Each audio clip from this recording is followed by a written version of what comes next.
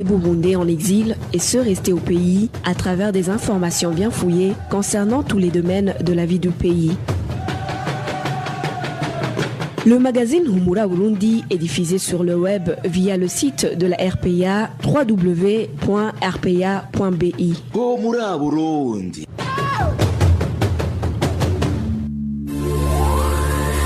À la présentation, Janvier Nini Nahazgue. Vous êtes les bienvenus, chers auditeurs, au magazine Humura Burundi de ce mercredi 24 avril 2020 et dont voici les grandes articulations. Plus de 20 membres du parti CNDD-FDD ont été arrêtés depuis lundi en commune Mabayi de la province Chibitoke sous prétexte qu'ils collaborent avec des rebelles rwandais qui campent dans la forêt de la Kibira. 4 radiodiffuseurs viennent d'être retirés de l'autorisation d'émettre sur le territoire national pour n'avoir pas honoré leur engagement, indique le Conseil national de la communication. Et la montée du niveau d'eau au lac Tanganyika cause d'énormes dégâts dans les provinces Makamba et Rumonge. Le développement des titres, c'est dans quelques instants. Et Steve Niungeko assure la mise en onde.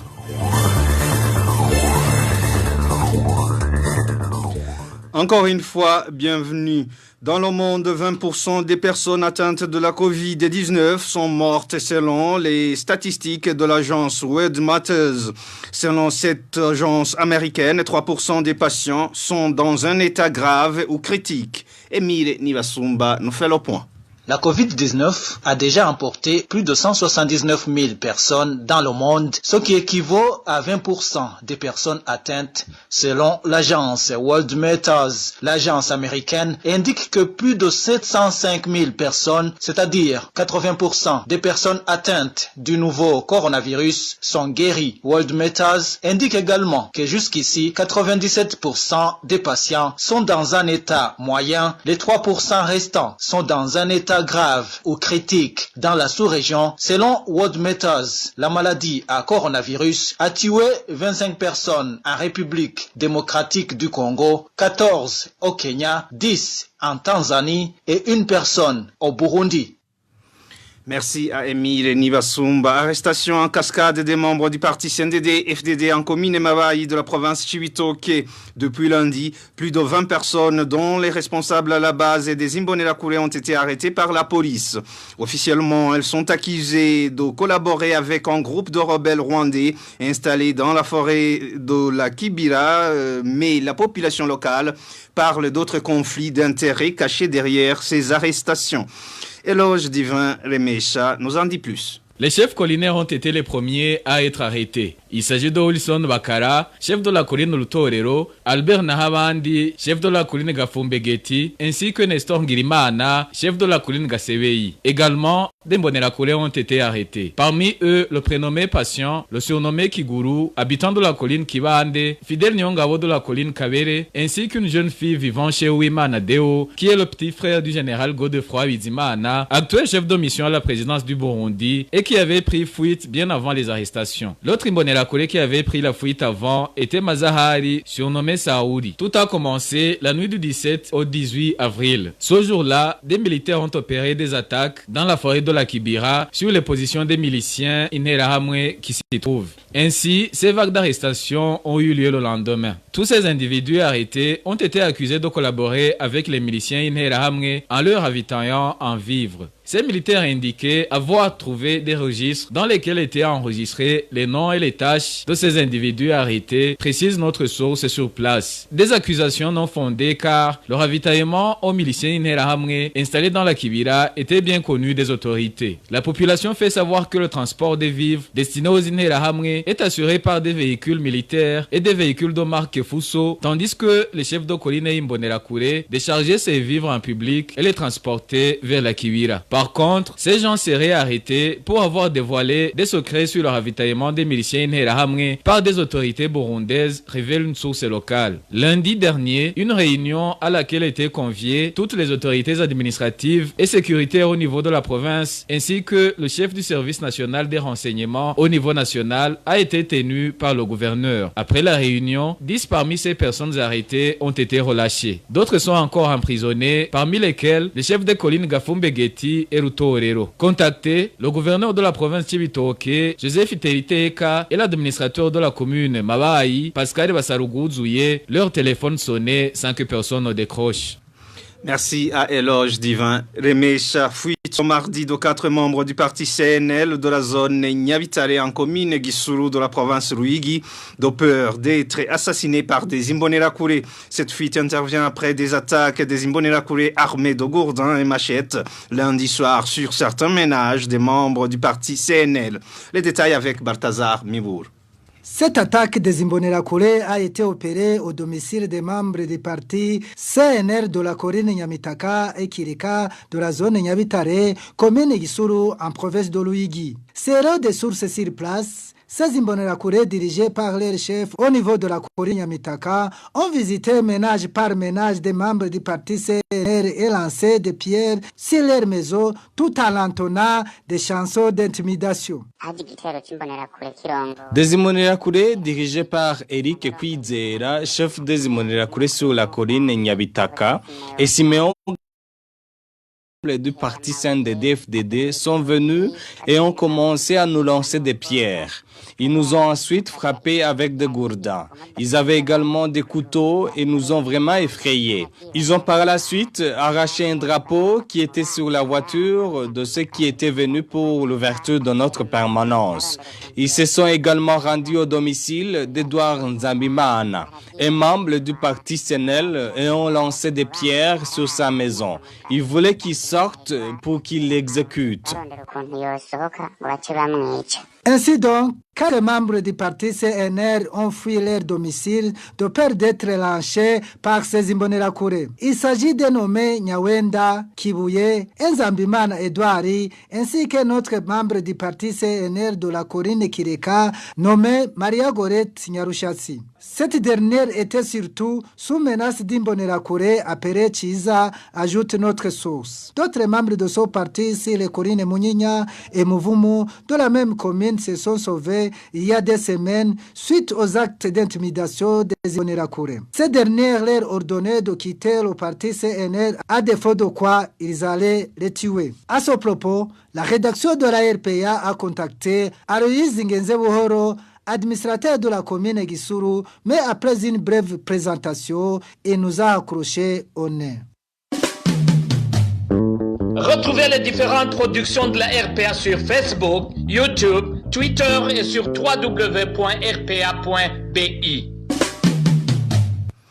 Une élève du lycée communal Mishiha a été définitivement renvoyée de cet établissement après avoir été sexuellement abusée par son professeur. L'auteur de ce crime n'ayant passé au cachot que le temps de la rosée, les enseignants d'Idi lycée, de même que les parents demandent que justice soit faite et que le responsable de cet abus soit puni conformément à la loi. Josiane Mouzanedza pour plus de précisions. La victime était en classe de 3e année pédagogique. Elle serait tombée dans un piège lui tendu par un de ses professeurs qui voulait l'abuser sexuellement. Témoignage d'un des parents interviewés par la RPA.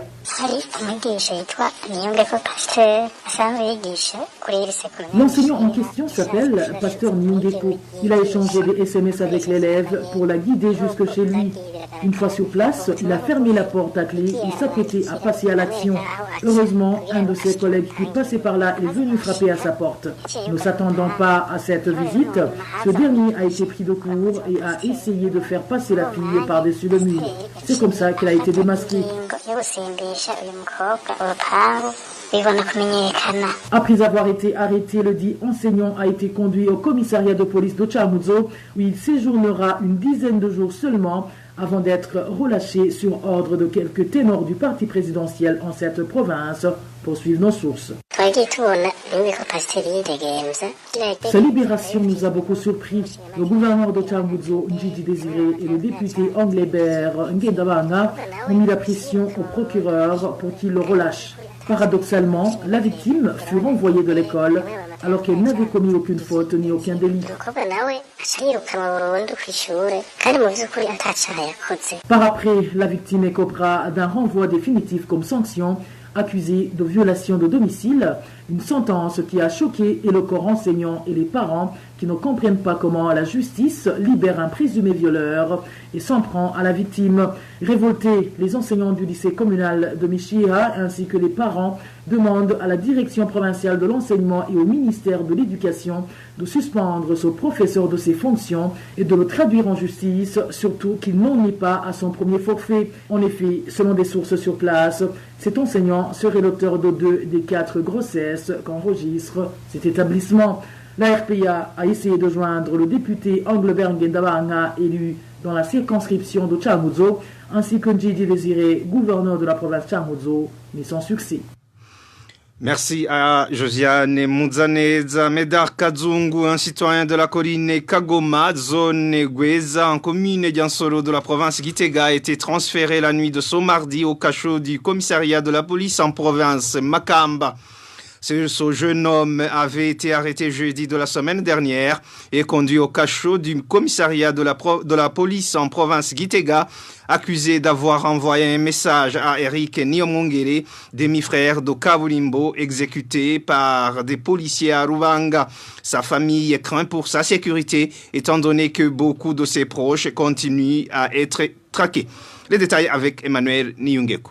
Medar Kazungu a été arrêté jeudi de la semaine dernière par le commissaire de la police en province Gitega, Blaise Ngomirakiza, et conduit au cachot du commissariat de la police de cette même province. Selon les informations fournies par les membres de sa famille, Medar Kazungu serait victime d'un message qu'il a envoyé au petit frère de Pascal Ninganza, surnommé Kabulimbo, dernièrement assassiné en commune Matana. Comme Eric était déjà aux arrêts et son téléphone est saisi, le message a été lu par un officier de la police judiciaire. Après 6 jours de détention au cachot du commissariat de la police à Gitega, il a été sorti de ce cachot ce mardi à 20h, ainsi qu'une femme nommée Adèle Ndaïchimiye qui était également détenue dans ce cachot. Ils ont été tous embarqués à bord d'un véhicule de la police en direction de la province Makamba, où ils seraient incarcérés au cachot du commissariat de la police dans cette même province. Adèle Ndaïchimiye, belle-sœur de feu Pascal Ninganza, alias Kabulimbo, a été interceptée par la police, elle aussi, jeudi de la semaine dernière, le lendemain de l'exécution de Kabulimbo, ainsi que ceux 2 employés. Les membres de la famille de Medar Kazungu disent ne pas comprendre le pourquoi de ce transfert nocturne, arguant que même les accusations contre lui sont sans fondement.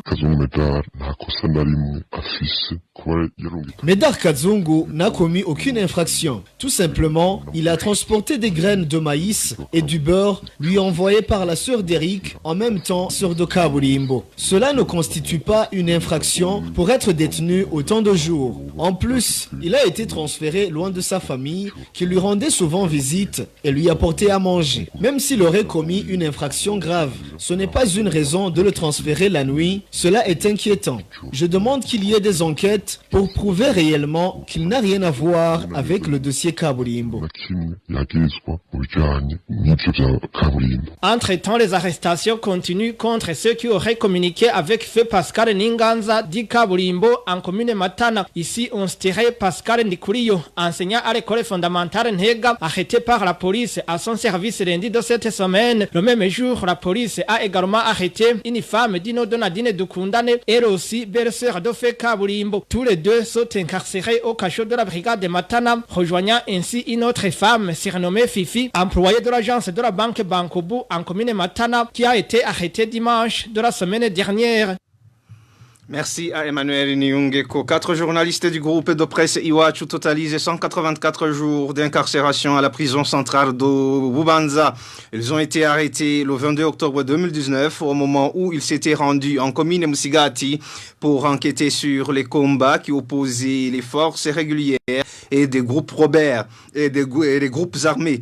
Le tribunal de grande instance de Bubanza les a condamnés d'une peine de 2 ans et 6 mois de prison et d'une amende d'1 million chacun. Accusés au départ de complicité d'atteinte à la sûreté intérieure de l'État, ils ont vu l'infraction à leur charge modifiée dans le jugement du tribunal de grande instance de Bubanza. Ils ont été condamnés pour tentative impossible de complicité d'atteinte à la sûreté intérieure de l'État. La défense de ces journalistes a interjeté appel vers la fin du mois de février devant la cour d'appel de Nahangwa. Ils attendent jusqu'à présent la fixation d'une audience. Les associations des défenseurs des droits humains nationales et internationales ne cessent de plaider pour la libération de ces journalistes qui, selon elles, ne sont victimes que de leur métier. Suspension par le Conseil national de la communication CNC de l'autorisation de travailler sur le territoire national pour 4 radios. Il s'agit de la radio Numbero FM qui émettait depuis la ville d'Ongozi, mais aussi 3 autres radios qui avaient reçu l'autorisation mais qui n'ont pas réussi à démarrer leurs activités. La décision a été annoncée par le président du CNC au terme d'une réunion d'évaluation trimestrielle des activités de cet organe. Nestor Banhumukunzi annonce toutefois que les initiateurs de ces projets ont droit d'introduire une nouvelle demande. Suivez Nestor Banhumukunzi. On a constaté que 3 demandeurs n'ont pas pu respecter la loi. Autrement dit, ils n'ont pas pu démarrer effectivement les activités en rapport avec l'exploitation des organes de presse et il a été décidé de leur retirer l'autorisation qui leur a été donnée. Il s'agit notamment de la radio Ijwi Gimbabazi, de la radio SN Radio, SN News, ainsi que la radio Mziki FM. Les autorisations qui leur avaient été accordées leur ont été retirées, mais il leur reste loisible de réintroduire le dossier de demande d'exploitation et le CNC reste disposé à recevoir ces dossiers, les analyser et leur autoriser encore une fois à exploiter ces radios s'ils remplissent les conditions exigées par la loi. Et il y a aussi la radio Voix de développement de Bubanza. Il s'agit d'une radio communautaire qui a demandé l'autorisation qui lui a été accordée, mais qui n'a pas fonctionné jusqu'à aujourd'hui. La radio Numbero, qui a cessé d'émettre depuis le 16 janvier de cette année, a été suspendue.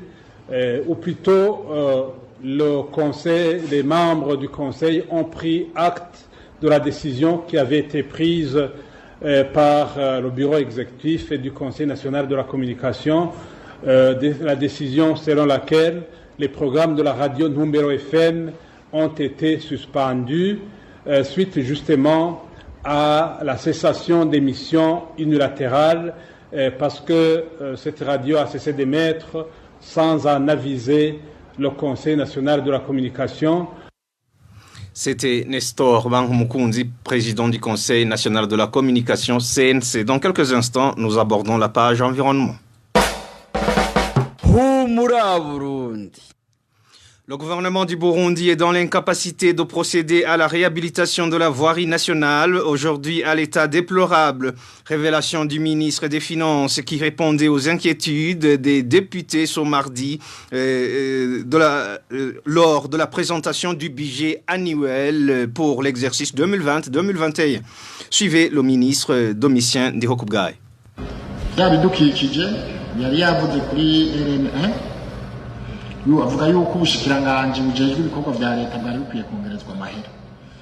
En ce qui est environnement, on a parlé de la route nationale numéro 1. Un député a proposé à ce que le budget du ministre des Travaux publics soit majoré. C'est ce que j'ai déjà évoqué. Il y a beaucoup de travaux que nous devrions faire, mais les moyens financiers sont limités. Où est-ce qu'on va tirer cet argent? C'est normalement le ministre des Finances qui devrait s'en charger. Mais où est-ce que moi je vais en trouver? Nous devrions travailler dans les limites de nos moyens. Ce qui nous pousse quelquefois à prioriser les besoins.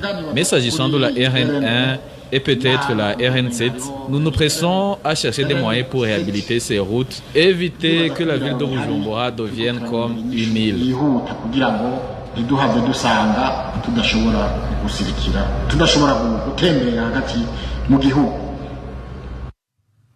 Pour le ministre Domitien Ndihokubwayo, les habitants de la ville de Bujumbura sont quelquefois responsables de la dégradation de la voirie urbaine. Encore une fois, Domitien Ndihokubwayo, ministre des Finances.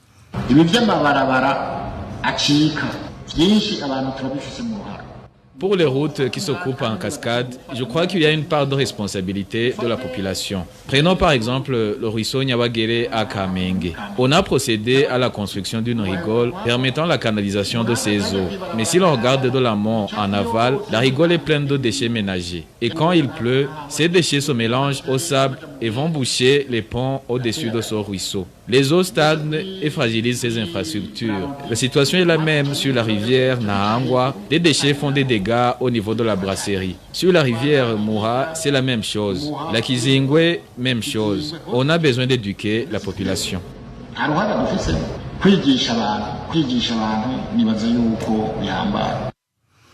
Domitien Dirokubgayo a été repris en français par Éloge Divin Remesha. D'énormes dégâts enregistrés dans les provinces Makamba et Rumonge suite à la montée du niveau des eaux du lac Tanganyika. Des ménages ont été inondés, les maisons détruites et des familles ont été contraintes à chercher refuge loin de la localité du lac Tanganyika. C'est un reportage signé Clovis Nyonzim. En province Makamba, commune Nyanzarak, zone Muguruka, l'augmentation du niveau des eaux du lac Tanganyika a causé pas mal de dégâts dans différents secteurs où l'inondation a atteint une distance de plus de 60 mètres à partir du lac. 400 maisons construites en dessous de la RN3 à Mukere et de plus de 500 maisons à Mukungu a été démolies. Les victimes de ces inondations ont été déplacées loin du lac, selon cet habitant. L'eau arrive à 100 mètres du lac Tanganyika. Pas mal de maisons ont été détruites et les victimes des inondations se sont réfugiées dans un marché en cours de construction à Rugwiro, mais il est déjà débordé de gens. Les autres ont dû aller dans les familles qui n'ont pas été touchées, tandis que ceux qui ont des moyens ont loué les maisons sur l'autre côté de la route. Dans le secteur Kanyemoko de la province Rumonge, l'eau a détruit les maisons et d'autres sont inondées. Les familles se sont déplacées sur l'autre côté de la route. Cet habitant témoigne. Ici à Rumonge, les maisons ont été détruites, d'autres inondées suite à l'eau du lac Tanganyika. Dans le quartier Kanyemoko, les familles ont été obligées de quitter les maisons car l'eau arrive même au niveau des fenêtres. La plage Town Beach n'est plus accessible. On doit utiliser un bateau pour y aller. Beaucoup de gens se sont déplacés vers les quartiers de l'autre côté de la route car les maisons non détruites sont inondées. Ces familles victimes de ces inondations demandent d'être assistées. Les habitants de ces localités demandent au gouvernement d'instituer une loi empêchant la construction des maisons près du lac Tanganyika. Merci à Clovis Nyonzima. Les habitants de la zone Gatumba, victimes des inondations de la rivière Rusizi, n'ont pas eu jusqu'ici d'assistance. Dans une vie précaire où ils ont trouvé refuge dans les écoles et églises, ils sont obligés d'alterner avec les élèves pour occuper les salles de classe. Une tâche des plus difficiles, surtout en cette saison pluvieuse. N'est-ce pas, Vicky Chris Ninherit? Ces habitants de Gatumba mènent une vie difficile. Les uns sont allés demander abri dans les écoles, dont l'école fondamentale d'Okigende et l'école fondamentale se trouvant sur la colline Gaharawe. D'autres sont dans les églises, notamment l'église Minevame de Gatumba, l'église armée du salut de Gatumba, l'église catholique dit Chebuyengero et à la mosquée. D'autres encore ont demandé refuge dans les maisons en cours de construction se trouvant dans la localité de Ruhagarika. Enfin, ceux de la partie communément appelée Maison Verte attendent la tombée de la nuit pour aller dormir sur la route Bujumbura-Gatumba. Depuis la rentrée scolaire ce lundi, ceux qui sont hébergés dans les salles de classe éprouvent beaucoup de difficultés. Beaucoup de gens se sont réfugiés dans les salles de classe de Kigende. Pendant les cours, ces victimes des inondations font sortir tous leurs effets pour les mettre dans une petite tente construite à côté des salles de classe. À la fin des cours, ils retournent avec leurs effets dans les classes. Pour ceux qui se trouvent dans les églises, ils conservent leur matériel dans les églises. On ne sait pas comment ça va se passer dimanche prochain. En plus de ce manque d'abri, ces habitants de la zone Gatumba font face également à la famine. Ils demandent au gouvernement et aux organisations des bienfaiteurs de leur venir en aide. Côté Croix-Rouge, il faut savoir qu'ils continuent à recenser toutes les victimes de ces inondations et à pulvériser dans les ménages. C'était un reportage signé Vicky Chris Ninheritse. Un livre sur le patriotisme au Burundi vient d'être publié par un jeune Burundais récemment réfugié dans la région de la communauté est-africaine après avoir échappé à plusieurs tentatives d'assassinat. Jean-Marie Muhimundu dit vouloir contribuer au débat sur le patriotisme dans un pays déchiré par des décennies de violence politique et de guerre cyclique, alors que tous les dirigeants se réclament des patriotes.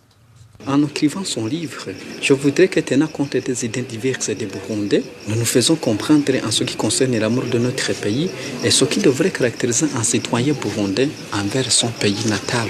Et ça date de plusieurs années où nous ne comprenons pas de la même manière l'organisation de notre pays et sans oublier les conflits inter-burundais qui ont fait que certains d'entre nous soient tués, ceux qui ont quitté le pays et d'autres qui ont été emprisonnés. Donc ici, on ne peut pas oublier la pauvreté qui augmente du jour au jour. Notre pays se retrouve dans des querelles et les conflits inachevés qui endeuillent notre pays jusqu'à aujourd'hui. Et chacun de nous justifie l'histoire de notre pays n'importe comment et pour ses propres intérêts. On organise des séances pour objectif d'enseigner l'amour de notre pays, mais tout cela ne change rien. Ce qui montre que nous confondons l'amour vrai de notre pays et l'amour de nos propres intérêts. Donc, qui aime vraiment son pays et qu'est-ce qui devrait le caractériser?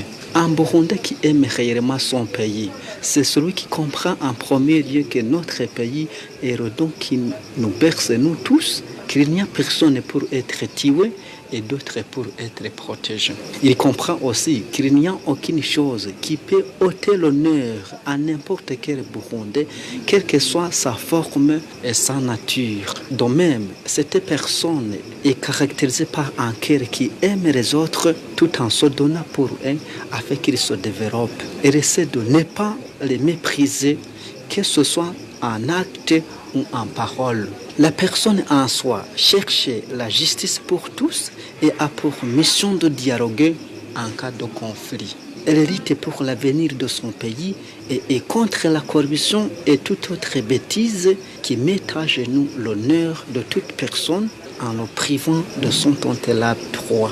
Et c'est donc que nous avons l'objectif de changer notre pays. Essayons de changer nous-mêmes et le pays sera un pays de lait et de miel tel qu'il était à nos ancêtres.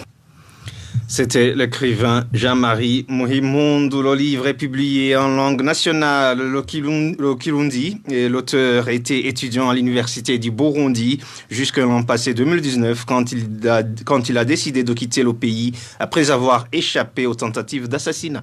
Et c'est par ici, mes chers auditeurs et auditrices, que prend fin ce magazine Humura Burundi de ce mercredi 22 avril 2020. Merci pour votre aimable écoute. Merci à toute l'équipe de la rédaction et merci à MST Veningeko pour la bonne collaboration technique. À la présentation, vous étiez avec Janvier Ninina Hazoué. Passez de bons moments chez vous.